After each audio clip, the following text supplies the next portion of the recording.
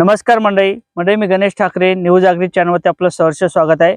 मंडळी, नानाजी देशमुख कृषी संजीवनी योजना 0.2 अर्थातच टप्पा 2 हा सुरू करण्यात आलेला आहे आणि यामध्ये अर्ज सुद्धा सुरू झालेले आहेत। जर आपल्याला नवीन विहीर खोदकाम करायचं असेल तर त्याचे देखील अर्ज सुरू झालेले आहे। जर आपल्याला विहीर दुरुस्ती करायची असतील तर त्याचे सुद्धा अर्ज सुरू झालेले आहे। आपल्याला जर शेततळ शेतामध्ये घ्यायचं असेल तर त्याचे देखील अर्ज सुरू झालेले आहेत। जर आपल्याला पीव्हीसी पाईप असेल त्याचे अर्ज करायचे असतील त्याचे देखील अर्ज सुरू झालेले आहेत। आपण पीव्हीसी पाईप सुद्धा घेऊ शकतो। अर्थातच जे काही नानाजी देशमुख कृषी संजीवनी योजना असेल या योजनेच्या अंतर्गत फळबाग लागवड असेल, बांबू लागवड असेल, अनेक योजना असतील, याचे अर्ज सध्या सुरू झालेले आहेत। आणि हे अर्ज आपल्याला करत असताना कागदपत्रे काय काय लागणार आहेत, अर्ज प्रक्रिया कोणासाठी सुरू करण्यात आलेली आहे आणि जे काही इतर योजना असतील ते एकंदरीत कधीपर्यंत सुरू केल्या जातील, अनुदान किती मिळणार आहे याची माहिती आपण या व्हिडिओच्या माध्यमातून सविस्तर घेण्याचा प्रयत्न करणार आहोत।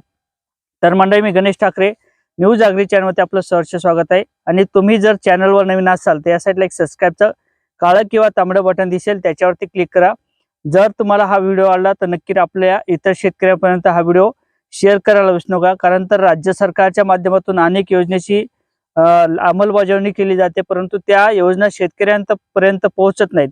म्हणून आपलं सुद्धा काम असणार आहे हा व्हिडिओ शेअर करण्याचं। आणि माझा व्हिडिओ प्रत्येक 8 किंवा 7 मिनिटाचा असतो। जर आपल्याकडे 8 किंवा 7 मिनिटाचा टाइम असेल तर हा व्हिडिओ शॉर्टमध्ये बघायला सुद्धा विसरू नका, कारण तर महत्त्वाची माहिती आहे आणि आपल्यापर्यंत ही माहिती पोहोचणं गरजेचं असणार आहे। अर्थातच नानाजी देशमुख कृषी संजीवनी योजना याचा टप्पा 2 सुरू करण्यात आलेला आहे। 2.0 असा याचं नाव आहे आणि हा टप्पा सुरू झालेला आहे। आणि यामध्ये आता जर आपल्याला स्प्रिंकलर घ्यायचे असेल तर स्प्रिंकलरसाठी आपल्याला 80% अनुदान हे दिलं जात आहे। आपल्या खात्यावरती डायरेक्ट हे पैसे डीपीटीच्या माध्यमातून 2 किंवा 3 महिन्यात ही अनुदानाची रक्कम जमा केली जात आहे। अर्थात जे काही रक्कम असेल 30 किंवा 32 हजार रुपयाची ही आपल्याला पूर्ण रक्कम भरायची आहे आणि त्यानंतर आपल्या 2 टप्प्यात हे अनुदान शेतकऱ्यांच्या खात्यावर जमा केले जाते।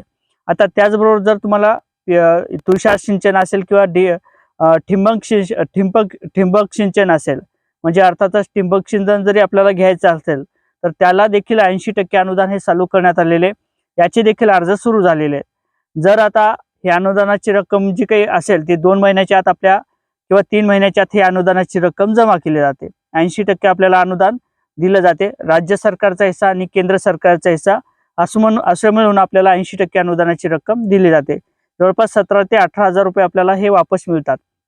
अर्थातच जर आपल्याला पीव्हीसी पाईप घ्यायचे असेल आणि जर आपण एसी कास्टमधून असाल तर याचे देखील अर्ज सुरू झालेले। पाईपलाईनसाठी जवळपास 50 हजारापर्यंत आपल्याला अनुदान दिले जाते। कमीत कमी 30 हजार आणि जास्तीत जास्त 50 हजार रुपयाचं अनुदान हे पीव्हीसी पाईपसाठी म्हणजे पाईपलाईनसाठी हे सुरू करण्यात आलेले। त्याचे देखील कास्टसाठी अर्ज सुरू झालेले। आपण जर एसी कास्टमधून असाल तर याचे देखील अर्ज सुरू झालेले।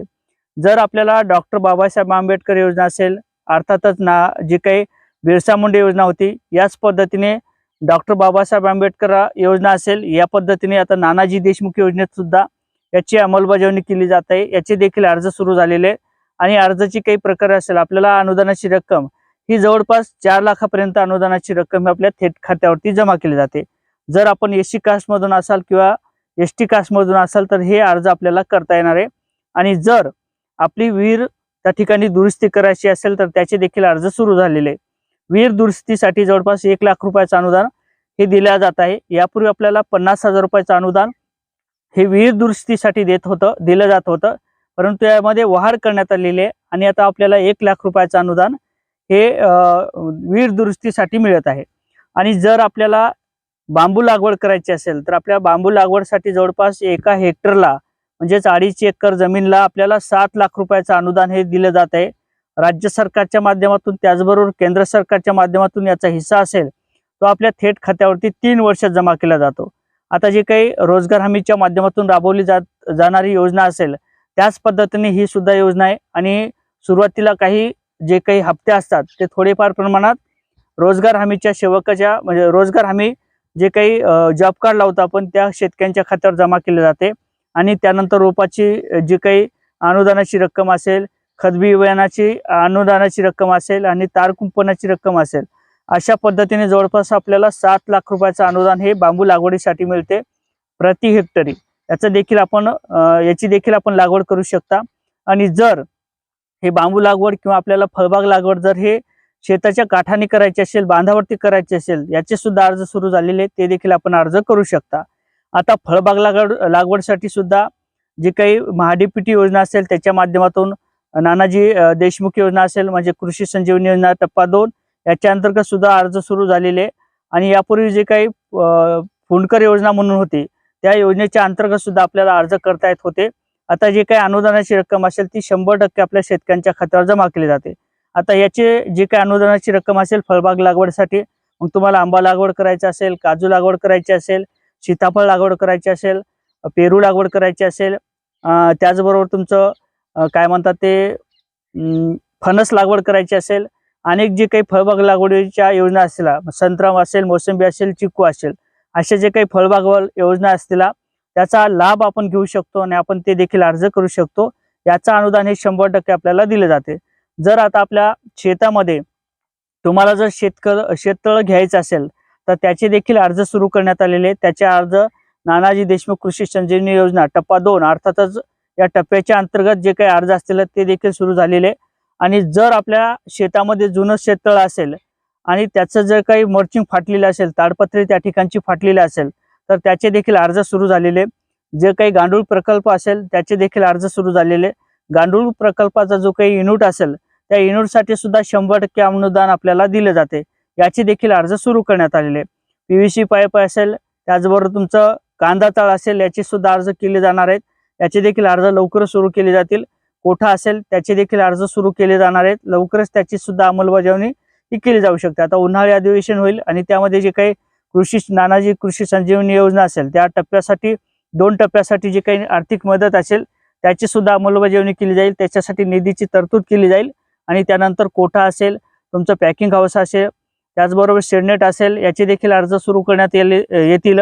आणि जे काही इतर योजना असतील ज्या शेतकऱ्यांसाठी महत्त्वाच्या आहेत, मग तुमच्या विहिरीमधले जे काही आडवे बोल असतील त्याचे सुद्धा अर्ज सुरू झालेले, ते देखील अर्ज आपण करू शकतो.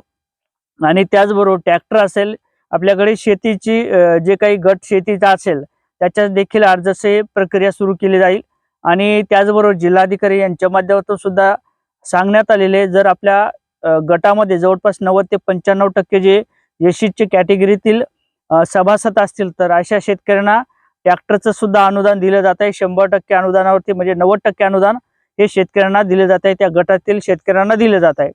परंतु याच्यासाठी महत्त्वाचं असणार आहे एसी कास्टचा जो काही गट, त्यामध्ये जवळपास जे काही 12 सदस्य असतात, 15 सदस्य असतात, त्यापैकी 90% शेतकरी या ठिकाणचे जे काही एसी गटमधले असलेलं त्या शेतकऱ्यांना 90% अनुदानावरती हे ट्रॅक्टर आणि त्याच्या अवजाराची प्रक्रिया सुरू करण्यात आलेली आहे. त्याचे देखील अर्ज हे राज्य सरकारचा जे काही केंद्र सरकारचा प्रकल्प आहे आणि राज्य सरकारच्या माध्यमातून जे काही राबवलं जात आहे त्यामध्ये आपल्या जिल्हाधिकारी यांच्या माध्यमातून सूचना दिल्याप्रमाणे ते देखील आपण अर्ज करू शकता. आणि अशा पद्धतीने इतर जे काही योजना असतील त्याचे देखील अर्ज लवकरच सुरू केले जातील आणि ते अर्ज सुद्धा आपण भरू शकतो. आता राहिला प्रश्न ओपनसाठी.